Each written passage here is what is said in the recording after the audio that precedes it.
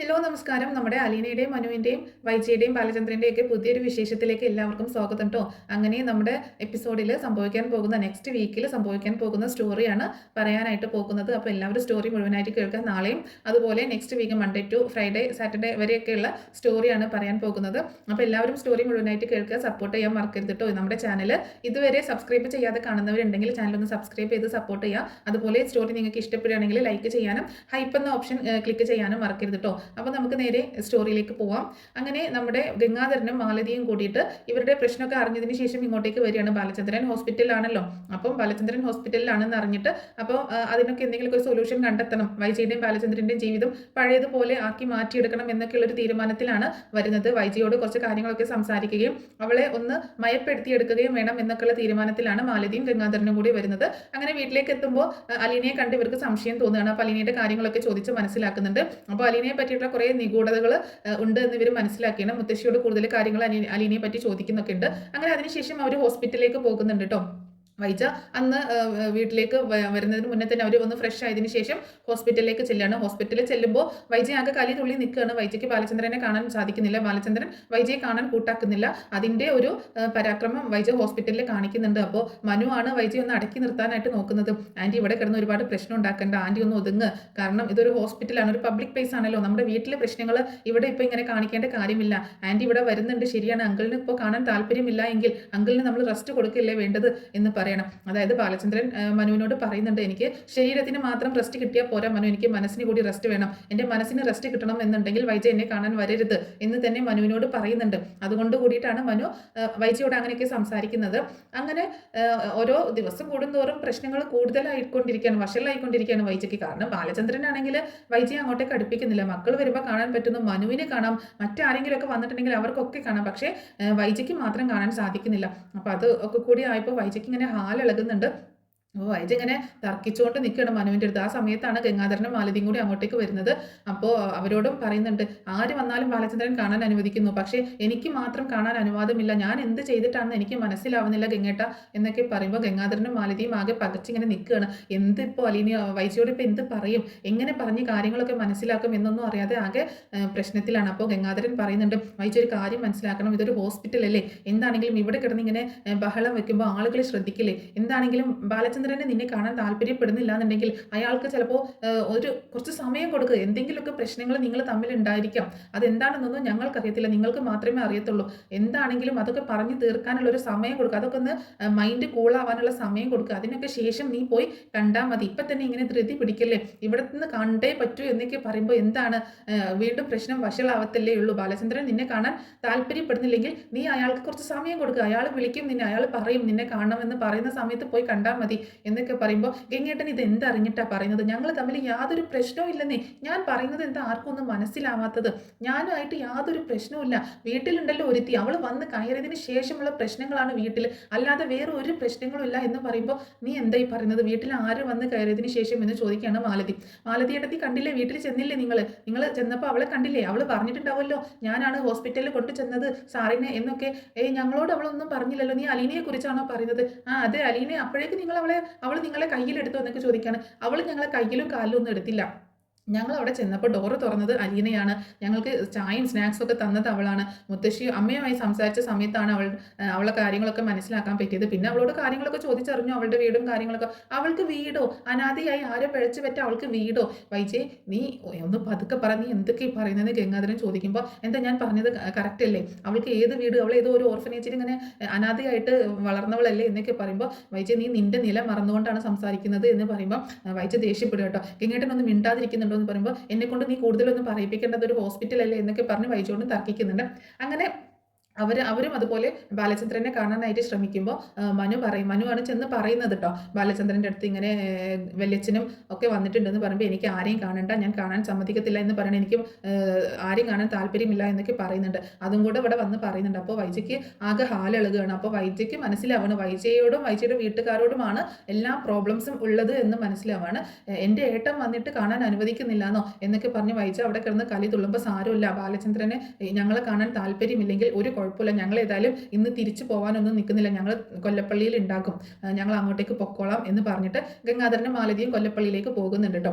അപ്പോൾ ഇതൊക്കെ കൂടി കേട്ടിട്ട് വൈജയ്ക്ക് ഭയങ്കര സങ്കടമാകുന്നുണ്ട്. വൈജ പിന്നീട് കരഞ്ഞുകൊണ്ടൊക്കെയാണ് അവിടുന്ന് പോകുന്നത്. കാരണം ബാലചന്ദ്രന്റെ മനസ്സിൽ എന്താണെന്നുള്ള വൈജയ്ക്ക് അറിയത്തില്ലല്ലോ.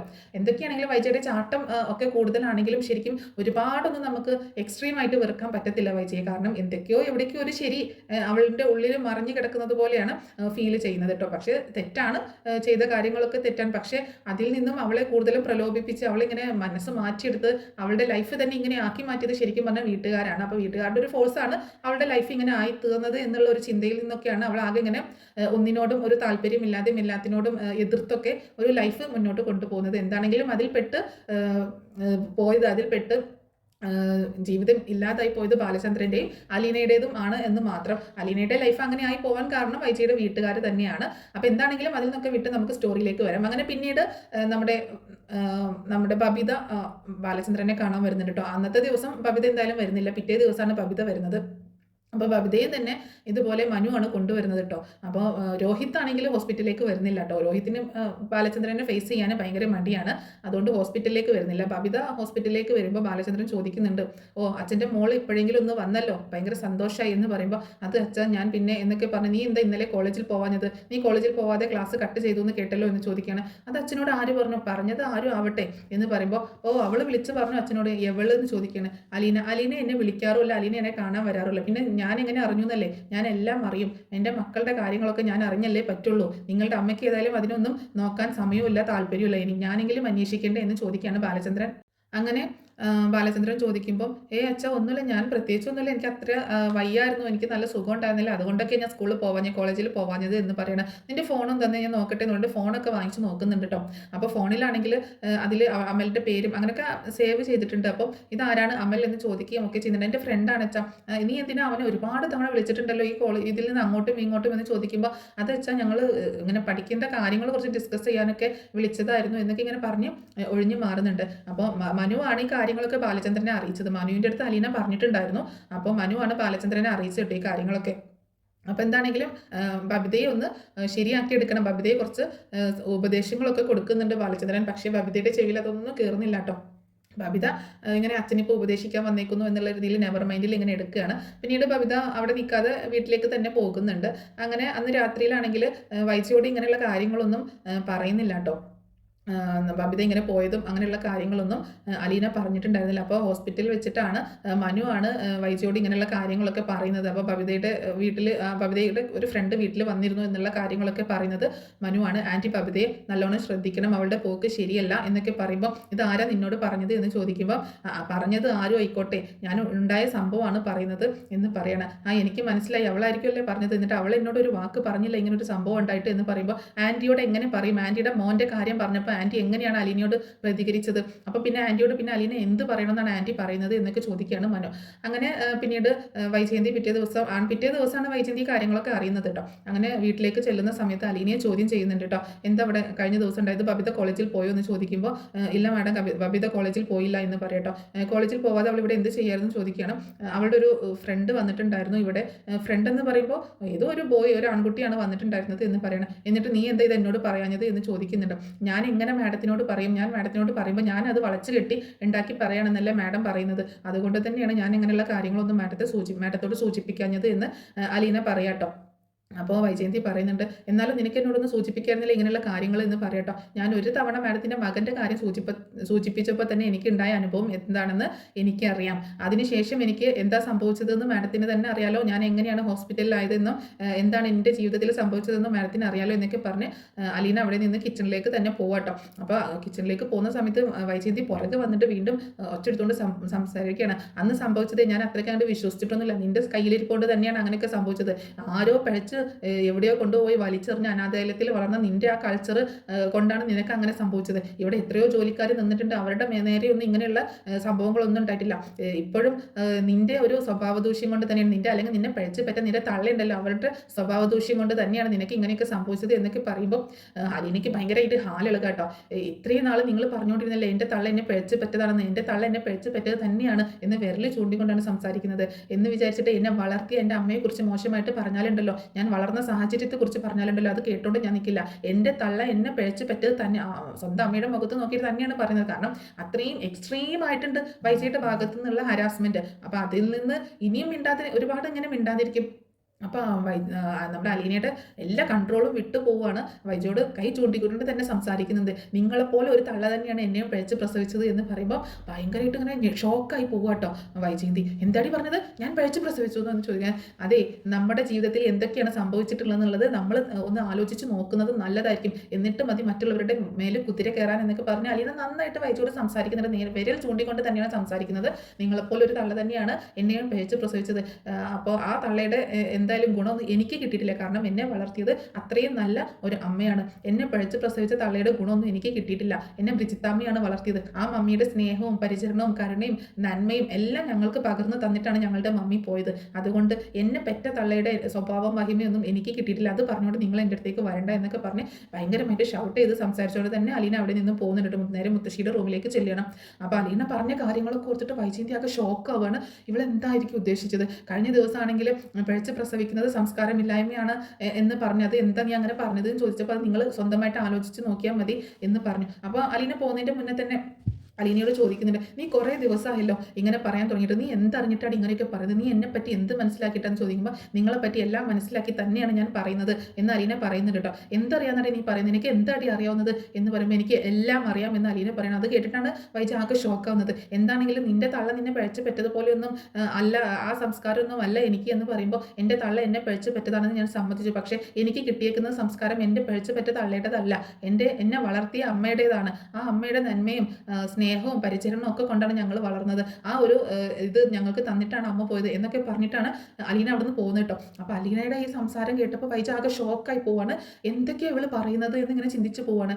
അപ്പം അവളുടെ വാക്കുകൾ ഒരു കൊള്ളിയാൻ പോലെ ഇങ്ങനെ ഇടിമിന്നൽ പോലെ ഒരു മിന്നൽ പോലെ തൻ്റെ നെഞ്ചിലേക്ക് ആഴ്ന്നിറങ്ങുന്നത് പോലെ ഒരു ഫീല് തോന്നുകയാണ് വൈജയ്ക്ക്. ഇവൾക്ക് എന്തൊക്കെയോ അറിയാം എന്ന് കൂടുതലും മനസ്സിലാക്കിക്കൊണ്ടിരിക്കുകയാണ് വൈജ. അപ്പം എന്താണെങ്കിലും ഇത്രയൊക്കെ തന്നോട് എതിർത്ത് സംസാരിക്കുമ്പോൾ ഇനി ഒരിക്കലും ഇവളെ വെച്ച് പൊറപ്പിക്കാൻ പറ്റത്തില്ലല്ലോ. എത്രയും പെട്ടെന്ന് പറഞ്ഞയക്കണം എന്നുള്ള തീരുമാനത്തിൽ തന്നെ എത്തുകയാണ് വൈജ കേട്ടോ. അങ്ങനെ മുത്തശ്ശിയുടെ റൂമിലേക്ക് അലീന ചെല്ലുമ്പോൾ മുത്തശ്ശി ചോദിക്കുന്നുണ്ട്, എന്ത് പറ്റി മോളെ, എന്താ നിനക്ക് ഇന്നും അവളെ വിട്ട് വഴക്കുണ്ടാക്കുകയും ചോദിക്കുമ്പോൾ മുത്തശ്ശിയുടെ മോൾക്ക് എന്നോട് വഴക്കുണ്ടാക്കാൻ പ്രത്യേകിച്ച് കാരണമൊന്നും വേണ്ടല്ലോ എന്ന് ചോദിക്കുകയാണ്. ഇപ്പോൾ എന്താ കുഴപ്പം? ഇപ്പോൾ ബബിതയുടെ കൂട്ടുകാരൻ ഇവിടെ വന്നത് ഞാൻ മാഡത്തിനോട് പറഞ്ഞില്ല, അതാണ് പ്രശ്നം എന്ന് പറയണം. മുത്തശ്ശിക്ക് അറിയാലോ, ഞാൻ അന്നേരം തന്നെ പറയാനായിട്ട് വിളിച്ചപ്പോൾ ഫോൺ കിട്ടാഞ്ഞതല്ലേ എന്ന് പറയണം. അത് നീ പറഞ്ഞില്ലേ? എന്ത് പറഞ്ഞാലും ഒന്നും മുത്തശ്ശിയുടെ മോൾക്ക് തലയിൽ കയറില്ല. അതിലാകെ എന്നോടുള്ള വെറുപ്പും ദേഷ്യമൊക്കെ ഭ്രാന്തമായിട്ട് നിറഞ്ഞിരിക്കുകയാണ്. പിന്നെ എങ്ങനെയാണ് ഞാൻ പറയുന്ന എന്തെങ്കിലും കാര്യം ആ തലയിലേക്ക് കയറുമോ എന്ന് ചോദിക്കുകയാണ് അലീനേട്ടാ. ശരിയാണ്, അവള് എവിടെ ചെന്ന് അവസാനിക്കും? ഇങ്ങനെ പോവുകയാണെങ്കിൽ അവളുടെ ലൈഫ് എവിടെ ചെന്ന് അവസാനിക്കും? ആ മക്കളുടെ ലൈഫ് എവിടെ ചെന്ന് അവസാനിക്കും? എനിക്ക് ഒരു എത്തും പിടിയും കിട്ടുന്നില്ല എന്ന് മുത്തശ്ശിയും പറയുന്നുണ്ട്. അപ്പോൾ അലീനയും പറയുന്നത് അത് തന്നെയാണ്. ഇങ്ങനെ പോയി കഴിഞ്ഞാൽ ബബിത മിക്കവാറും നശിച്ചു പോകും മുത്തശ്ശി. ബബിതയെ ഒന്ന് കൺട്രോൾ ചെയ്തിട്ടില്ല എന്നുണ്ടെങ്കിൽ അവളുടെ ലൈഫ് തന്നെ ഇല്ലാതായി പോകും. രോഹിത്തിനെ എങ്ങനെയെങ്കിലും അവൻ്റെ സ്വഭാവത്തിൽ നിന്നൊന്ന് മാറ്റിയെടുക്കണം.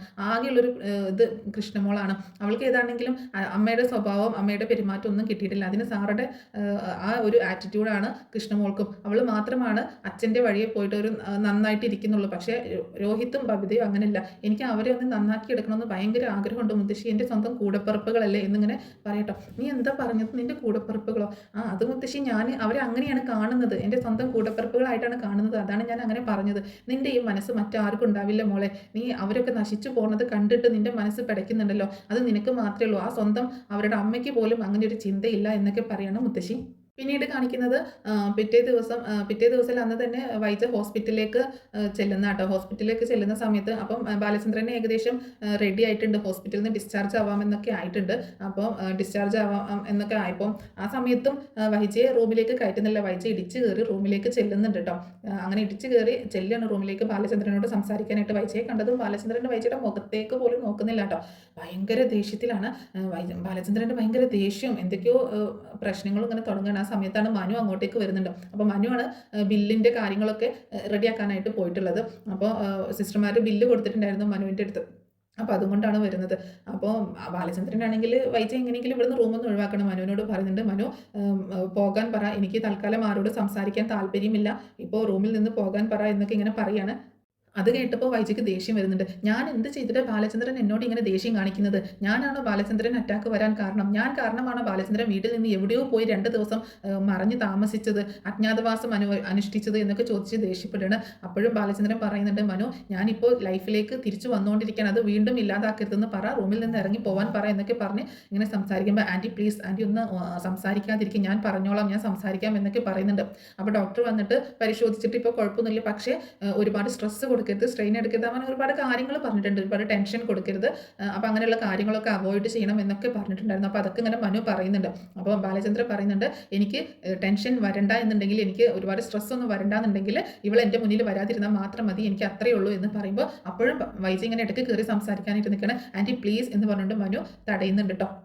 അപ്പം മനു പറയുന്നുണ്ട്, അങ്കിള് ബില്ല് റെഡി ആയിട്ടുണ്ട്, നമുക്ക് ബില്ല് പേ ചെയ്ത് കഴിഞ്ഞാൽ നമുക്ക് ഡിസ്ചാർജ് ആയിട്ടുണ്ട്, അപ്പോൾ ബില്ല് പേ ചെയ്താലേ ബാക്കി പ്രൊസീജിയേഴ്സിലേക്ക് പോകാൻ പറ്റുള്ളൂ എന്ന് പറയുമ്പോൾ അങ്ങനെ ബില്ല് ഇങ്ങനെ നീട്ടുമ്പോൾ അതിങ്ങ് താ മനു എന്ന് പറഞ്ഞിട്ട് വൈച്ചത് വാങ്ങിക്കാനായിട്ട് ശ്രമിക്കുക, ഞാൻ പോയി ബില്ലടയ്ക്കാം എന്ന് പറഞ്ഞിട്ട് പെട്ടെന്ന് തന്നെ ബാലചന്ദ്രൻ ആ ബില്ല് മനുവിൻ്റെ കയ്യിൽ നിന്ന് വാങ്ങിക്കുകയാണ്. ഇത് ഞാൻ ഹോസ്പിറ്റലിൽ കിടന്നിട്ട് എനിക്ക് വന്ന ചിലവാണ്, ഇതിൻ്റെ ബില്ല് ഞാൻ തന്നെ അടച്ചോളാം, വേറെ ആരും ഇതിൽ ഇടപെടണ്ട എന്ന് പറയുമ്പോൾ വൈച്ചയ്ക്ക് ഒരു ദേഷ്യം വരട്ടെ, അതെന്താ ബില്ല് ഞാൻ അടച്ചാലേ എന്ന് ചോദിക്കുമ്പോൾ എനിക്കത് താല്പര്യമില്ല, ഞാനല്ലേ ഹോസ്പിറ്റലിൽ കിടന്നത്, എൻ്റെ കാര്യത്തിന് വേണ്ടിയിട്ട് ചിലവായ ബില്ലല്ലേ, അത് ഞാൻ തന്നെ അടച്ചോളാം, അതിൽ വേറെ ആരുടെയും കാശ് ചേർക്കുന്നത് എനിക്ക് ഇഷ്ടമല്ല, ഇത്രയും നാളും നീ അധ്വാനിച്ച കാശ് കൊണ്ടൊന്നും ഞാൻ ജീവിച്ചിട്ടില്ലല്ലോ, ഒരു കാര്യത്തിനും ആ കാശ് വീട്ടിൽ പോലും ചിലവാക്കിയിട്ടില്ല, വീട്ടിലെ കാര്യങ്ങളും എല്ലാ കാര്യങ്ങളും ഞാൻ തന്നെയാണ്, മക്കളുടെ കാര്യങ്ങളും ഒക്കെ ഞാൻ തന്നെയാണ് നോക്കിയത്, ഇനിയിപ്പോൾ ഇതിൻ്റെ ബില്ല് നീ അടച്ച് അതിൻ്റെ ക്രെഡിറ്റ് എടുക്കാനൊന്നും നോക്കണ്ട, എൻ്റെ അസുഖവും എനിക്ക് വന്ന അസുഖത്തിൻ്റെ ബില്ല് ഞാൻ തന്നെ അടച്ചോളാം എന്ന് പറഞ്ഞിട്ട് ദേഷ്യപ്പെട്ട് മനുവിൻ്റെ കയ്യിൽ നിന്ന് ബാലചന്ദ്രൻ അത് വാങ്ങിക്കണം. ഞാൻ നന്നായിരിക്കണം, ഞാൻ ജീവിച്ചിരിക്കണം എന്ന് ആഗ്രഹം ഉണ്ടെങ്കിൽ അവളോട് ഇറങ്ങി പോകാൻ പറ മനു എന്ന് പറഞ്ഞിട്ട് ദേഷ്യപ്പെട്ടുകൊണ്ട് വൈജയോട് ഇങ്ങനെ പറയാട്ടോ.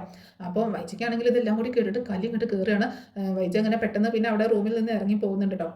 അങ്ങനെ ആ ഇറങ്ങി പോകുന്ന പോക്കിൽ ഭയങ്കര ദേഷ്യത്തിലാണ് ബാലചന്ദ്രൻ നിൽക്കുന്നത്. മനു പറയുന്നുണ്ട്, എന്താങ്കിൾ ഇതൊക്കെ ഇത്രയൊക്കെ വേണമായിരുന്നു ചോദിക്കുമ്പോൾ ഇതിലപ്പുറം വേണമായിരുന്നു മനു, ഞാൻ ഇത്രയെങ്കിലും ഒതുക്കിയത് എൻ്റെ ഒരു നല്ല മനസ്സ് എന്ന് പറഞ്ഞിട്ട് അങ്ങനെ നിൽക്കുകയാണ്. അങ്ങനെ ബാലചന്ദ്രൻ ഡിസ്ചാർജ് ചെയ്തിട്ട് വീട്ടിലേക്ക് കൊണ്ടുവരുന്നുണ്ട്. അങ്ങനെ വീട്ടിലേക്ക് കൊണ്ടുവരുന്ന സമയത്ത് നമ്മൾ സാധാരണ അവർ താഴത്തെ റൂമിലാണല്ലോ കിടക്കുന്നത്, ബാലചന്ദ്രനും വൈജയന്തിയും കൂടെ താഴത്തെ റൂമിലാണ് കിടക്കുന്നത്. അപ്പോൾ ബാലചന്ദ്രൻ പറയുന്നുണ്ട്, എനിക്ക് മുകളിലെ റൂമിൽ കിടന്നാൽ മതി, ഞാൻ ഇനി മുകളിലാണ് താമസിക്കാൻ പോകുന്നത് എന്ന് പറയട്ടോ. അത് കേട്ടപ്പോൾ വൈജയ് ആകെ ഷോക്കാകുന്നുണ്ട്. അപ്പോൾ ബാലചന്ദ്രൻ നേരെ കയറി ചെല്ലുമ്പോൾ തന്നെ അലീനയെ കാണുന്നുണ്ട്. അലീനയെ കാണുമ്പോൾ ബാലചന്ദ്രൻ അലീനയുടെ മുഖത്തേക്ക് നോക്കുന്നുണ്ട്. അലീന ഇങ്ങനെ ബാലചന്ദ്രനെ നോക്കി സാറെന്ന് വിളിച്ച് ചിരിക്കാനായിട്ട് ശ്രമിക്കുന്നുണ്ടെങ്കിലും ബാലചന്ദ്രൻ്റെ മുഖത്ത് ഭയങ്കര ഗൗരവമാണ്.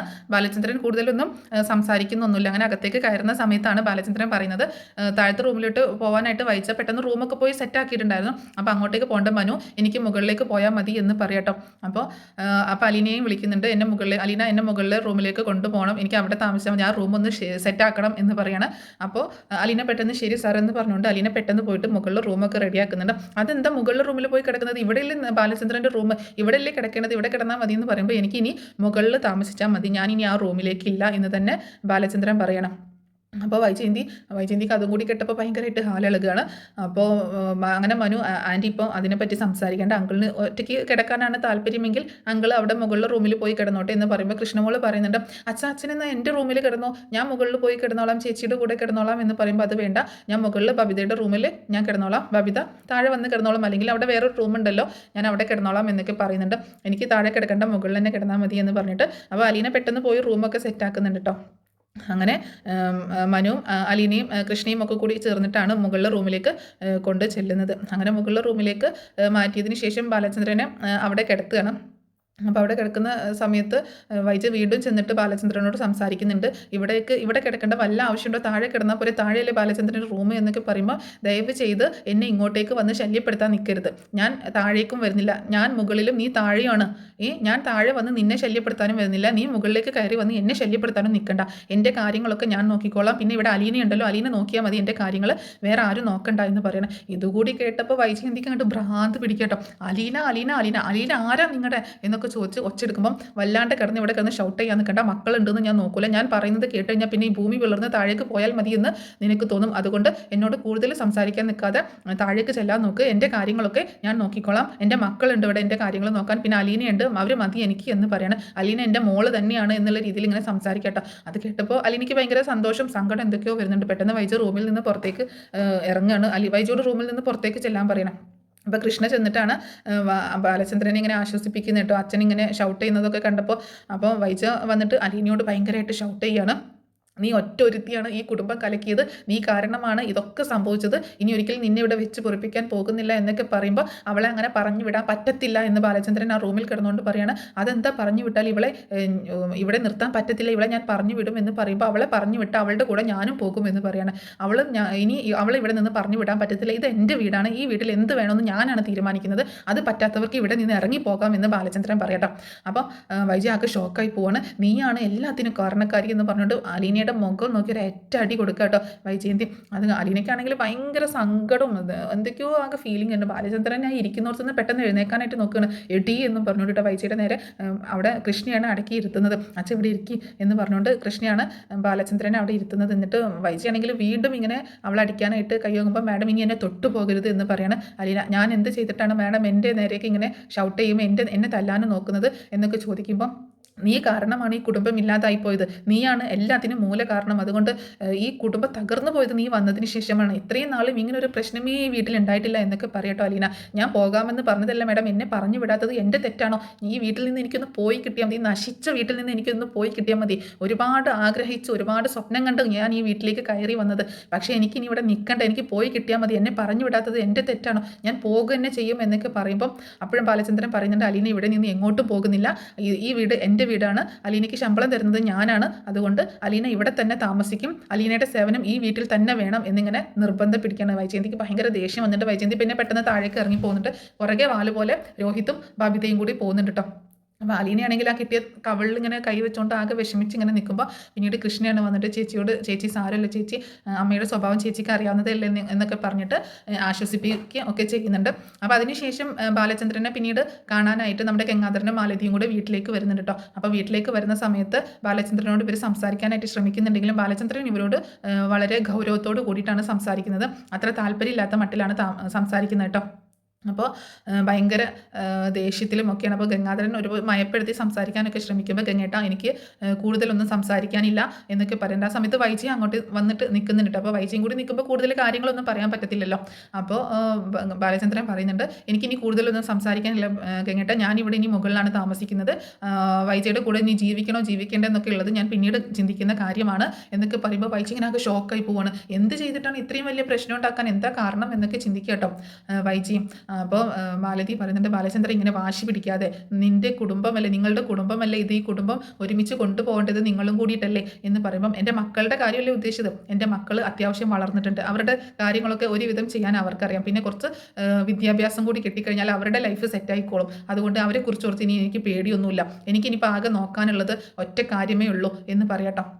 ബാലചന്ദ്രൻ എന്താ ഇങ്ങനെയൊക്കെ സംസാരിക്കുന്നത് എന്നൊക്കെ മാലതി ചോദിക്കുമ്പോൾ എനിക്ക് ഇതിൽ കൂടുതലൊന്നും ഇനി സംസാരിക്കാനില്ല മാലതി ഏട്ടത്തി, നിങ്ങൾ ഇനി കൂടുതലൊന്നും സംസാരിക്കേണ്ട എന്നൊക്കെ പറയണം. അങ്ങനെ വൈജിയാണെങ്കിൽ അവിടെ ഇങ്ങനെ ദേഷ്യം അടക്കി പിടിച്ച് നിൽക്കുകയാണ്. കണ്ടോ ഏട്ടത്തി, ഇതാണ് സ്വഭാവം, ഞാൻ ഇങ്ങോട്ടേക്ക് വരുന്നത് പോലും ഇഷ്ടമല്ല, അപ്പോൾ നിങ്ങൾ വന്നതുകൊണ്ട് മാത്രമാണ് ഞാൻ ഇങ്ങോട്ടേക്ക് വന്നത്, അല്ലെങ്കിൽ ഞാൻ ഈ റൂമിലേക്ക് കയറാൻ പോലും പാടില്ലെന്നാണ് പറഞ്ഞേക്കുന്നത് എന്നൊക്കെ പറയുമ്പോൾ നീ വാ വൈജി നമുക്ക് സംസാരിക്കാം എന്ന് പറഞ്ഞിട്ട് മാലതി വൈജിയും കൂട്ടിയിട്ട് പുറത്തേക്ക് പോകുന്നുണ്ട് കേട്ടോ. അങ്ങനെ വൈജിയും കൂട്ടിയിട്ട് പുറത്തേക്ക് പോകുന്ന സമയത്ത് ഗംഗാധരൻ ബാലചന്ദ്രനോട് സംസാരിക്കുന്നുണ്ട്. ബാലചന്ദ്ര, നിങ്ങൾ അവിടെ വന്നതും ഈ കാര്യങ്ങൾ അറിഞ്ഞതൊന്നും ഇതുവരെയും വൈജിയോട് ഞങ്ങൾ പറഞ്ഞിട്ടില്ല, അതൊക്കെ നിങ്ങളുടെ ഇഷ്ടമാണ് ഗംഗേട്ട, നിങ്ങൾക്ക് പറയുകയോ പറയാതിരിക്കുകയോ എന്തെങ്കിലും ചെയ്യാം, പക്ഷേ എൻ്റെ ഭാഗത്ത് നിന്ന് തൽക്കാലം ഞാൻ അവളോടൊന്നും പറയാൻ ഉദ്ദേശിക്കുന്നില്ല, ഞാനൊന്നും അറിഞ്ഞതായിട്ട് എന്താണെങ്കിലും പറയാൻ ഉദ്ദേശിക്കുന്നില്ല, ഇനി കുറച്ച് കഴിഞ്ഞിട്ട് പറയണോ വേണ്ടെന്നുള്ളത് ഞാൻ പിന്നീട് തീരുമാനിച്ചോളാം, തൽക്കാലം ഞാനിപ്പോൾ അതൊന്നും പറയാൻ ഉദ്ദേശിക്കുന്നില്ല എന്നൊക്കെ പറയണം. അപ്പോൾ ഗംഗാധരൻ വീണ്ടും ഇങ്ങനെ സംസാരിക്കാൻ നിൽക്കുമ്പോൾ ഗംഗാട്ട പ്ലീസ്, എനിക്ക് റെസ്റ്റ് വേണം, എനിക്ക് ശരീരത്തിനും മനസ്സിനും ഒരുപോലെ റെസ്റ്റ് കിട്ടിയാലേ എൻ്റെ അസുഖം ഭേദമായി പെട്ടെന്നൊന്ന് റിക്കവർ ആവാൻ പറ്റുള്ളൂ എന്ന് പറഞ്ഞ് ബാലചന്ദ്രൻ അങ്ങോട്ട് തിരിഞ്ഞു കിടക്കുകയാണ്. പിന്നെ അവിടെ നിന്നിട്ട് കാര്യമില്ലല്ലോ എന്നുള്ള മട്ടിൽ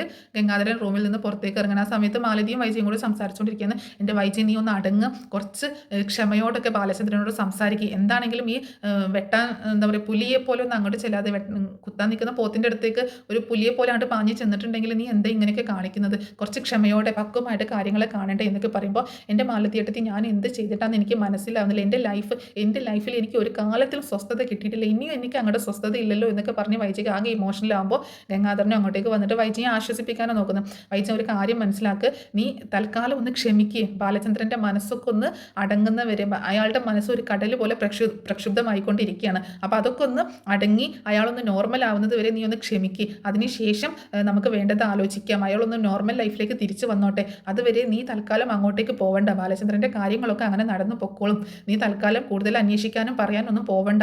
അങ്ങനെ അങ്ങോട്ട് പോവട്ടെ എന്ന് പറയുമ്പോൾ അങ്ങനെ പറഞ്ഞാൽ എങ്ങനെയാണ് ഗംഗേട്ടെ ശരിയാവാ? ഞാൻ ബാലചന്ദ്രൻ്റെ ഭാര്യയല്ലേ, എനിക്കില്ലേ ചില കടമകളൊക്കെ എന്നൊക്കെ പറയുമ്പോൾ നിനക്ക് തന്നെയാണ് കടമകളുള്ളത്. പക്ഷേ തൽക്കാലം ബാലചന്ദ്രൻ അതിന് ആഗ്രഹിക്കുന്നില്ലെങ്കിൽ അയാൾക്ക് നിന്നിൽ നിന്ന് കുറച്ച് അകലം വേണമെന്ന് തോന്നുകയാണെങ്കിൽ ഈ അകലം എന്താണെങ്കിലും നല്ലതല്ലേ, ഒന്ന് കൂടുതൽ അടുക്കാനായിരിക്കാം ഒരു പക്ഷേ എന്നൊക്കെ പറയണം. നിങ്ങൾ പറയുന്നതൊന്നും എനിക്ക് മനസ്സിലാവുന്നില്ല. നിങ്ങളുടെ മനസ്സിൽ വേറെ എന്തെങ്കിലും ഉണ്ടോ എന്ന് ചോദിക്കണം വായിച്ച. ഞങ്ങളുടെ മനസ്സിൽ തൽക്കാലം ഒന്നുമില്ല. നിങ്ങൾ കുടുംബമായിട്ട് സന്തോഷമായിട്ടിരിക്കണം, അത്ര മാത്രമേ ഉള്ളൂ. അതിലൊരു വിള്ളൽ വരാനൊന്നും ഞങ്ങൾ ആഗ്രഹിക്കുന്നില്ല എന്ന് പറയണം ഗംഗാധരൻ. എനിക്കറിയത്തില്ല ഇത് ഇങ്ങനെ എത്ര നാൾ മുന്നോട്ട് പോകുമെന്ന്. ബാലചന്ദ്രൻ്റെ സ്വഭാവം ഇതാണെങ്കിൽ എന്തൊക്കെ വീട്ടിൽ സംഭവിക്കാൻ പോകുന്നതെന്നൊന്നും എനിക്കറിയത്തില്ല എന്നൊക്കെ പറയണം വായിച്ച. അതുപോലെ മുത്തശ്ശിയും അലീനയും ഒക്കെ ആകെ വിഷമിച്ച് ഇരിക്കട്ടോ. ഇവിടെ ബാലചന്ദ്രനും മാഡവും തമ്മിലുള്ള എന്താ പ്രശ്നമെന്ന് അലീനയ്ക്ക് മനസ്സിലാവുന്നില്ല. അവർ തമ്മിൽ എന്തൊക്കെയോ സീരിയസ് ആയിട്ട് പ്രശ്നമുണ്ടെന്ന് മനസ്സിലാവുന്നു. പക്ഷെ എന്താണ് പ്രശ്നം എന്നുള്ളത് മനസ്സിലാവുന്നില്ല. അങ്ങനെ പിന്നീടാണ് ബാലചന്ദ്രൻ അലീനയോട് കാര്യങ്ങളൊക്കെ ചോദിക്കുകയും സംസാരിക്കുകയും ഒക്കെ ചെയ്യുന്നത് കേട്ടോ. താൻ സത്യങ്ങളൊക്കെ അറിഞ്ഞിട്ടുണ്ട് എന്നുള്ളത് അലീനയോട് പറയുന്ന സീനുകളൊക്കെയാണ് ഇനി വരാനായിട്ട് പോകുന്നത്. അപ്പോൾ അതിൻ്റെയൊക്കെ സ്റ്റോറി ഞാൻ മുമ്പേ ഇട്ടിട്ടുണ്ടായിരുന്നു. എന്നാലും ഇനി അതിൻ്റെയൊക്കെ ആ സ്റ്റോറി വരുന്ന സമയമാകുമ്പോൾ നമുക്ക് അതിൻ്റെ സ്റ്റോറി ഒന്നുകൂടി പറഞ്ഞ് അപ്ലോഡ് ചെയ്യുന്നതായിരിക്കും. അപ്പോൾ ഇത്രയൊക്കെയുള്ളൂ നെക്സ്റ്റ് വീക്കിൽ സംഭവിക്കുന്ന സ്റ്റോറി കേട്ടോ. അപ്പോൾ എന്താണെങ്കിലും ഈ സ്റ്റോറി നിങ്ങൾക്ക് ഇഷ്ടമായിട്ടുണ്ടാവുമെന്ന് കരുതുകയാണ്. ഇഷ്ടമായിട്ടുണ്ടെങ്കിൽ ഒന്ന് സപ്പോർട്ട് ചെയ്യാൻ മറക്കരുത് കേട്ടോ.